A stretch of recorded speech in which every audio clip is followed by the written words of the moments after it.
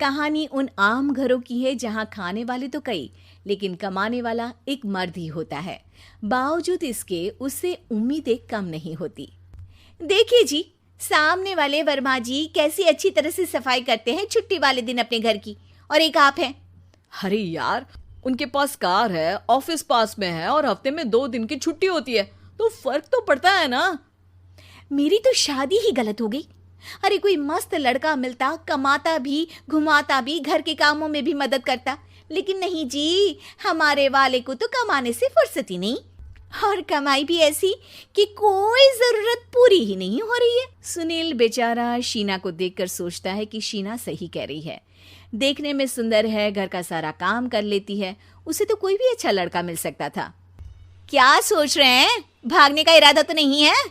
अरे नहीं मेरी प्यारी बीवी, मैं तो नहीं, पर डर है कि तुम नहीं कहीं भाग जाओ मुझे छोड़कर। शीला सुनील के मुंह से प्यार भरी बात सुनकर मुस्कुराती है। आप भी ना। सुनील एक दिन ऑफिस से घर आता है कि तभी शीना कहती है, सुनिए जी, वो मेरी सहेली आई थी, सारा दिन वो लोग यहीं थे, अब जा रही थी तो मैंने कहा नहीं नहीं, मेरे पति छोड़ आएंगे ना तुम्हें, तो रोक लिया मैंने। सुनील थोड़ी देर कुछ सोचता है, फिर कहता है, ठीक है, मैं कपड़े चेंज करके आता हूँ। अरे तेरे पति को तो लग रहा है कि अच्छा नहीं लगा। अरे नहीं नहीं, ऐसी कोई बात नहीं है, रुको मैं अभी उन्हें घर के कपड़े देकर आती हूँ। शीना अंदर जाती है जहां सुनील पलंग पर लेटा होता है। अरे क्या मजाक है, वो कह रही है कि आपने मुंह बना लिया। सही तो कह रही है, सुबह से अब ऑफिस से लौटा हूँ, एक कप चाय का तो पूछा नहीं, 20 किलोमीटर जाओ और आओ, और फिर कल उसी टाइम पर ऑफिस। अरे यार, मुझे गाड़ी चलानी आती ना तो बोलती भी नहीं आपको, और कौन सा रिक्शा खींच कर जाना है आपको। सुनील अब क्या बोलता। रात देर से आता है और सो जाता है। अगले दिन शरीर दर्द हो रहा है। अरे तो मत जाओ ना ऑफिस, चलते हैं ना मार्केट घूमने, फिर पिक्चर देखेंगे और रात में खाना खाकर घर वापस। सुनील जब सारे दिन की थकान वाला शेड्यूल सुनता है तो वो सीधे सीधे ऑफिस के लिए तैयार हो जाता है।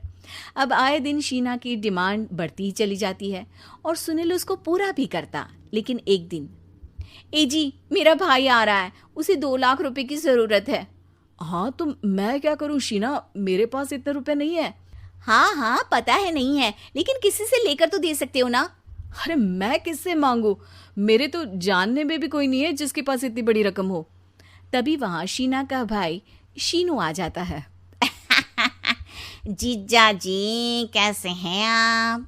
अब मैं ठीक हूँ शीनू, अचानक इतनी बड़ी रकम की जरूरत कैसे पड़ गई?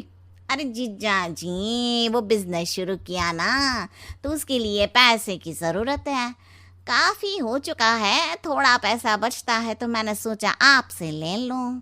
अब देखो, मेरे ऑफिस में कुछ लोग हैं जिनकी सेविंग अच्छी है, मैं उन लोगों से बात करके देखता हूँ। सुनील ऑफिस से किसी से पैसे लेकर शीना को दे देता है। शीना वो पैसा भाई को दे देती है। 2 महीने बाद, अरे यार शीना, वो ऑफिस वाला आदमी अपने पैसे मांग रहा है, कैसे दूं? अपने भाई से बोलो ना पैसे दे दे। अरे हाँ हाँ दे देगा, कहाँ भागा जा रहा है, आप उनको बोल दो कि दे देंगे।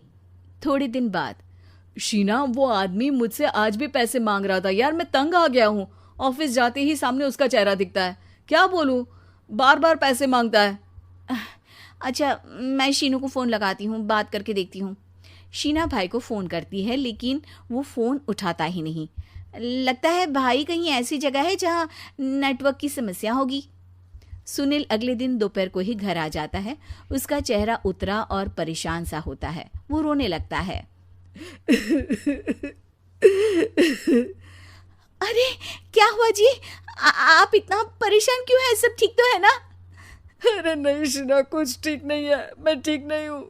तुम्हारे भाई के लिए मैंने जो पैसे लिए थे, उस आदमी ने आज भरे ऑफिस में सबके सामने मेरी बेइज्जती कर दी। सबके सामने आज मैं कर्जदार बनकर खड़ा था। मैंने हर वो प्रयास किया घर चलाने के लिए जो मैं कर सकता था, लेकिन अब नहीं होगा। वो फिर रोने लगता है। अरे आप तो औरतों की तरह रो रहे हैं, मर्द हैं आप। क्यों, आदमी के सीने में दिल नहीं होता, या फिर वो इंसान नहीं मशीन होता है? अरे मैं थक चुका हूँ शीना, तुम समझती क्यों नहीं? मैं भी शारीरिक और मानसिक रूप से थकता हूँ, मैं भी आराम करना चाहता हूँ, सुकून चाहता हूँ। मैं अब कुछ नहीं कर सकता।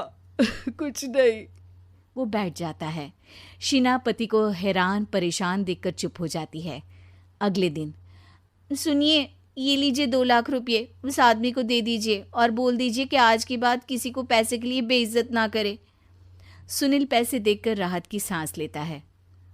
अरे शीना, तुमने तो मेरा बहुत बड़ा काम कर दिया। अब मैं शान से ऑफिस जा सकता हूँ, लेकिन ये पैसे आए कहाँ से? ये पैसे मैंने अपने गहनों को गिरवी रख कर लिया है। तुम ठीक रहो, निश्चिंत रहो, मैं बस यही चाहती हूँ। मुझे माफ़ करना, पर अब मैं समझ चुकी हूँ कि मर्द को भी दर्द होता है।